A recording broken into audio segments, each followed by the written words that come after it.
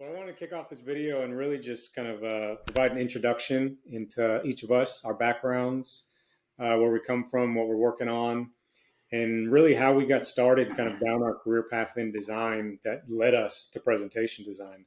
So I'm wondering if you wanted to kind of kick that off and give some background on yourself. Yeah, sure. Absolutely. So I think like most people, my career path into presentation design was pretty non-traditional. There wasn't one kind of way in per se. My background also is non-traditional. I went to 3 different colleges in 4 years, ended up graduating from Minneapolis College of Art and Design with a degree in essentially design management. It was called Bachelor's of Science in Visualization, which is like a weird name for Yeah. for what we studied. But ultimately, that program was set up because the design community in Minneapolis felt like there wasn't like the designers coming into the industry weren't really suited to be great managers. They didn't understand the Mm. business side. They didn't know how to work with other people. So they came to Right. IMCAD and they said, help us solve this. So they created this new kind of curriculum. And since a lot of colleges now have design management programs, but what that program really allowed me to do was really just kind of create my own career path. And what I found really interesting, having already been working as a professional designer, super early in my career, starting in 19. What I found more interesting was advertising and kind of the psychology of advertising.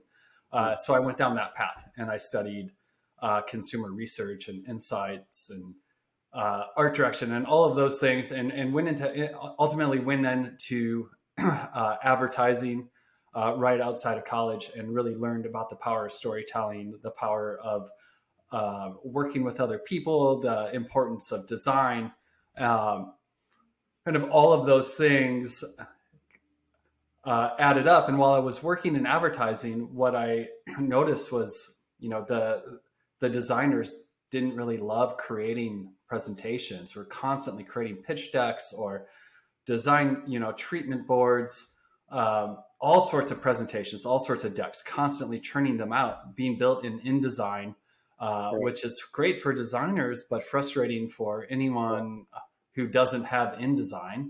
Because a lot of those Who advertising ideas and concepts and everything you come up with, they start by needing to be pitched first, right? 100%, and they're pitched before they even see the clients. They're pitched internally, like most ideas. It's like you got to pitch things inside, and you got to get buy off throughout the ranks, or at least get. And it's not even buy off. It's like getting people to contribute their ideas, so then it feels like everybody has shared ownership. Right. Um, and so, just working through, seeing all of these decks from every team, nobody really knew how to build presentations. I didn't either, I knew that I had a background in design. I was working in account management, so I understood business strategy and brand design and brand strategy, consumer research, all of those things, and most importantly, how to work with clients and kind of help clients navigate the world of marketing and communications. But it was seeing like all these terrible decks and seeing nobody wanting to work on them and nobody really knowing how to build them. And I was like, you know what? I think there's something there. I could sit on a beach and make PowerPoint presentations and be totally happy. I mean, that was kind of like the vision I had in my Yeah. head. And then in 2009, financial crisis hit and I got laid off, along with tons of other people. And I found myself with a lot of free time on my hands. And so I picked up a copy of Presentations in Uh-huh. and started teaching myself the fundamentals of presentation design. And I dove into that world. I had, it's kind of a funny story, man. I had picked up a pro bono project for Jamie Oliver. He won the TED Okay. Prize in like 2010. Jamie Oliver's a celebrity chef. And I had submitted an application to be part of to be part of kind of like the team that helps to bring his idea to life, which was to kind of Yeah. to change or address childhood obesity. And completely forgot about this. 9 months later, they called me up. They're like, "Hey, we need a presentation designer to work on this TED TED Talks thing. are you still interested? Are you still available? I'm like, sure. Yeah, I'm a presentation designer. Yeah. Just kind of fake it till you make it kind of thing. And I started working on this project and really fell in love with it because it was the perfect marriage of uh, everything I learned from Gar Reynolds' book, everything I had learned in advertising, storytelling, uh, and strategy and marketing, and everything kind of culminated into this one kind of craft, which was presentation design. Uh, and so that was really my first professional project as a presentation designer. And while I was working on that, I had a studio I was working in, and I pinned up everything on the wall. And I used to collect. It's kind of a weird thing. I collected mid-century modern furniture for a while, and I was selling chairs on Craigslist. Somebody came over to buy a couple chairs, and they saw what I was doing, and they're like, "What's on the wall here? What do you do?" I'm like, "Oh, I'm a presentation designer. I used to work at Wieden and Kennedy." And they're like, "Oh, yeah, I need that. I work at Nike." And I Right. was like, "Are you kidding me? You work at Nike and you need a presentation designer? Well, I need Nike as a client. Like, let's make a deal." So I was like, "You give me a project, I'll hook you up on a deal on these chairs." And that's really how I started my connection with Nike, was through some chance encounter on Craigslist. I mean, it sounds bizarre, but you never know how these things are going to happen. And since then, my career path has just like my connection with Nike. That was like 2010, something like that.